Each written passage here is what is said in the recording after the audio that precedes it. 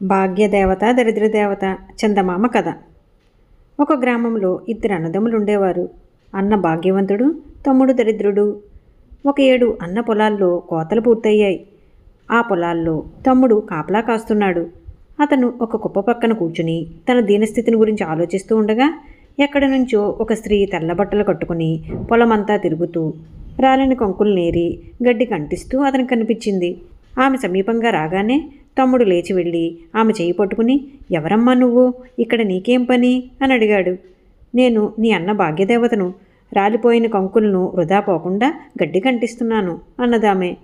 అలాగా, అయితే మరి నా భాగ్యదేవత ఎక్కడ ఉన్నది అని తమ్ముడు ఆమెను అడిగాడు. ఆ కనిపించే దక్షిణపు కొండల అవతల ఉన్నది అంటూ ఆమె అదృశ్యమైంది. వెంటనే తమ్ముడు తన భాగ్యదేవత కోసం వెతుక్కుంటూ వెళ్ళటానికి నిశ్చయించుకున్నాడు. అతను తన గుడిసెకు వెళ్ళి తనకున్న కొద్దిపాటి ఆస్తిని మూటకట్టుకుని బయలుదేరబోయాడు. అంతలో పొయ్యి వెనుక నుంచి దరిద్రదేవత లేచి అతని వద్దకు వచ్చి పెద్ద పెట్టిన శోకాలు పెట్టి ఏడుస్తూ, నన్నిక్కడ వదిలిపెట్టిపోతావా, నన్ను కూడా నీ వెంట తీసుకువెళ్ళు అన్నది. చాలా దూరం వెళ్ళాలని, ఆమె అసలే అర్భకురాలని, నడవలేదని తమ్ముడు చెప్పి చూశాడు, కానీ లాభం లేకపోయింది. చివరికతను, సరే అలాగే తీసుకుపోతాను, ఈ సీసాలో ప్రవేశించు, నా వస్తువులతో పాటు నిన్ను కూడా పట్టుకుపోతాను అన్నాడు. దరిద్రదేవత చిన్నదైపోయి సీసాలో ప్రవేశించింది. తమ్ముడు ఆ సీసాకు గట్టిగా బెరడా బిగించి ఇంటి నుంచి బయలుదేరాడు. దారిలో అతనికి ఒక చోట ఊబి తగిలింది. దరిద్రదేవత ఉన్న సీసాను అతను ఆ ఊబిలో లోతుగా కూరి దరిద్రదేవతను వదిలించుకుని ప్రయాణం సాగించాడు.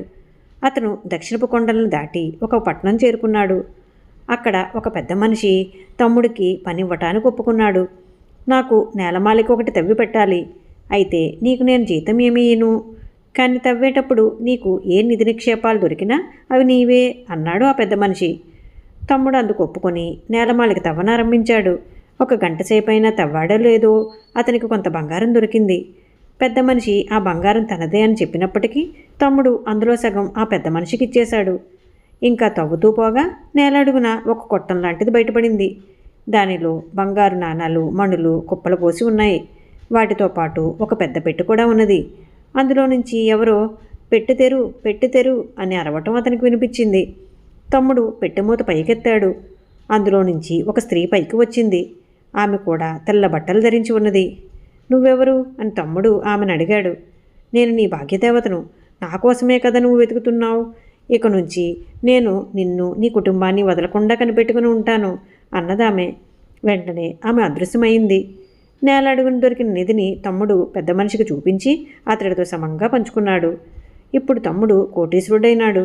కానీ అతను తాను పూర్వం అనుభవించిన దారిద్ర్యాన్ని మర్చిపోక తన గ్రామానికి తిరిగి వచ్చినాక కనిపించిన దరిద్రులకందరికీ సహాయపడుతూ రాసాగాడు. ఒకనాడు అన్నదమ్ములిద్దరూ వీధిలో కలుసుకున్నారు. తమ్ముడు అన్నను కౌగిలించుకుని తన ఇంటికి తీసుకువచ్చి జరిగిందంతా సవిస్తరంగా చెప్పాడు. అతను తన అన్నను చాలా రోజులు తన ఇంటనే ఉంచుకుని విందులు కుడిపి వెళ్ళిపోయేటప్పుడు అతనికి, అతని భార్యకు, పిల్లలకు విలువగల కానుకలిచ్చి పంపేశాడు. తమ్ముడు ఐశ్వర్యం చూసి అన్న సహించలేక అసూయపడ్డాడు. దరిద్రదేవతను తిరిగి తమ్ముడి మీదకి పంపకం చేయాలని అతనికి దుర్బుద్ధి పుట్టింది.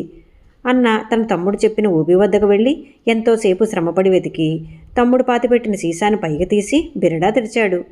మరుక్షణమే సీసా నుంచి దరిద్రదేవత పైకి వచ్చి అన్నను వాటేసుకున్నది. నువ్వు ఎంత పుణ్యాత్ముడివి, నాకు ఈ మేలు చేసినందుకు నిన్ను ఎన్నటికీ విడిచిపెట్టను, బతికి ఉన్నంతకాలము నీ వెంటనే ఉంటాను అన్నది. అన్న ఆమెను తిరిగి పాతిపెట్టాలని చూశాడు. నదిలో ముంచుదామనుకున్నాడు, కానీ అతని ప్రయత్నాలేవీ కొనసాగలేదు. దారిలో అతన్ని దొంగలు దోచి తమ్ముడిచ్చిన కానుకలు కాజేశారు. అతని ఇంటికి చేరేసరికి అతని ఇల్లు, గాదెలు, వాములు తగలబడిపోయి ఉన్నాయి. అతని పొలాల్లో పంట వరద వచ్చి కొట్టుకుపోయింది. అతను సర్వనాశనం అయిపోయాడు. ఈ కథ మీకు నచ్చినట్లయితే లైక్ చేయండి, షేర్ చేయండి. మరిన్ని మంచి కథల కోసం మా సంపత్ ఛానల్ని సబ్స్క్రైబ్ చేసుకోండి.